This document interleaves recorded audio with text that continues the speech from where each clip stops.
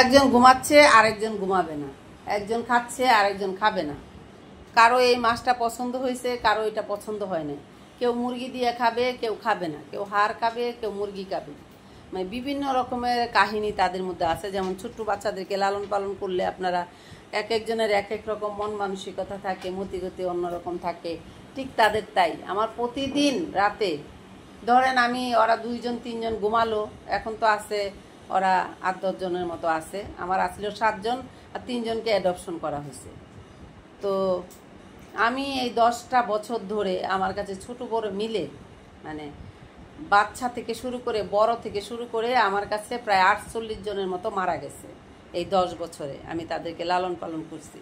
কিন্তু সবচেয়ে বড় বাচ্চা মারা গেছে আমার বড় একটু, সে ছিল বেঁচে 6.5 বছর। তারপর যারা আছে সরা এত বয়সে কেউই মারা যায় না। আর তার মধ্যে আমার কাছ থেকে 3 জন হারিয়ে গেছে। একজনকে দিয়েছিলাম একটা বাচ্চা, সেটা হারিয়ে গেছে, তার সাথে আর এই জীবনে দেখা নেই। আর এই আমার এই হালুমের মতন আমার এক হালুম ছিল। আমার বাসা ছিল 6 তলায়, দরজা খোলার সাথে সাথে কোন দিক দিয়ে সে বেরিয়ে চলে গেছে আমরা দেখিনি, তারা আর পাইনি। একবার বেরিয়ে গেছিল 6 তলা থেকে, পড়ে গেছিল, হাত পায়ে ব্যথা পেয়েছিল, তারপরে তারা নিয়ে আসলাম, এনে সুস্থ করলাম, রাখলাম। পরে যে সে হারাইলো আর পাইলাম না। আর আমার বড় বন্ধন হচ্ছে আমরা যখন নতুন নতুন 6 তলায় উঠেছি তখন সে থাকতে চায় না, কান্নাকাটি করে।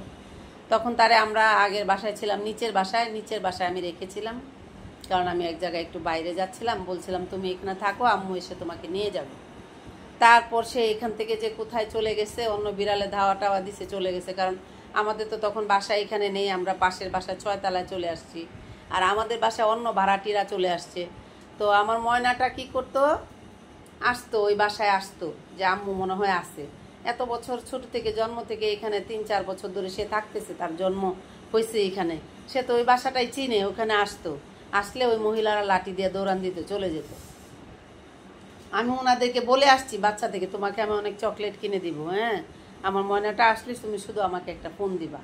আর আমরা যে বাসায় উঠেছি 6 তলায়, সেই বাসায় রাত 11টা হলে গেট বন্ধ করে দেওয়া হয়। রাতে 2টা-3টা বাজলে আমি আমার ময়নার কান্না শুনতাম, আসতো, অন্য বিড়ালে মারতো, তখন কান্না করতো। এত রাতে তো আর গেট খুলে যাওয়া সম্ভব না। আর এত রাতে অন্য বাসায় 6 তলা থেকে নেমে গেট খুলে আবার যাওয়া, বাসায় যারা ভাড়াটিরা আছে তারা বিভ্রান্ত হতে পারে, এত রাতে কে গেট খুলছে রাত 2টা-2:30 দিকে, তখন আর যেতে পারিনি। এরকম করে আমার ময়নাটাকে আর পাইনি।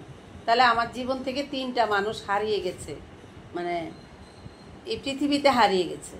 আর আর এই 10 বছরে 48 জন আল্লাহর কাছে চলে গেছে। তারপরে রয়েছে আমার 7 জন। আমি এই 7 জনকে নিয়ে হ্যাপি ছিলাম। এই 7 জনকে আল্লাহর কাছে দোয়া করছি যে আল্লাহ ওদের যতদিন হায়াত আছে ততদিন তুমি আমাকে শক্তি দাও ওদেরকে লালন পালন করার জন্য। তারপর বিপদগ্রস্ত হয়ে আরও 3 জন আমার কাছে অ্যাডপশন হয়ে আসলো। এখন আমি আর কাউকে অ্যাডপশন করতে চাই না। ওদের যতদিন হায়াত আছে ততদিন আমি ওদেরকে নিয়ে কষ্ট করছি। তবে রাত জাগাটা একটা মানুষের জন্য মারাত্মক একটা কিছু। এই রাত আমার অনেক জাগতে হয়। কোনোদিন আমার 3টা বাজে, কোনোদিন 4টা বাজে, কোনোদিন 5টার আজান দিয়ে ফেলে, শুইতে পারি না। ধরেন একটা বাচ্চা অসুস্থ থাকলেও তাকে রেখে ঘুমানো যায় না।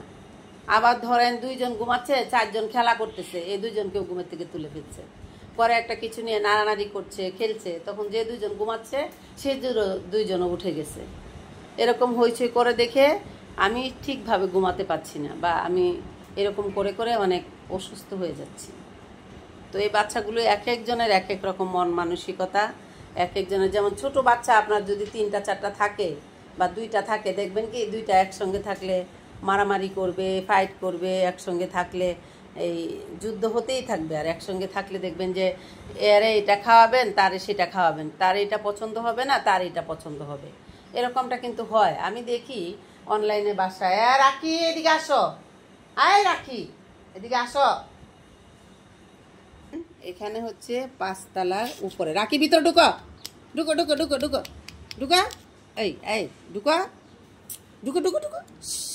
এই দেখছেন, আমার এত ভয় লাগে 5 তলা থেকে যদি সে নিচে পড়ে যায় তাহলে কি বাঁচবে বলেন। এই দেখেন, উপর থেকে যদি নিচে পড়ে যায়। আমি এখানে এদিকে আর জালি দিই নেই, কারণ এদিক দিয়ে এমনি বাতাস আসে না।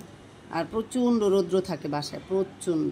এই যে এখন থেকে রোদ উঠতে শুরু করেছে, একদম বেলা ডোবার আগ পর্যন্ত থাকবে। ওইদিকে ছাদে কবুতর আছে, পাখি আছে, ওদের কিচিমিচি শুনে ওখানে চলে যায়। ওখানে গিয়ে বসতে চায়। আমার তো ভিতরটা ধরপড় করতে থাকে, যদি ওখানে নিচে পড়ে তাহলে আর উঠানোই যাবে না।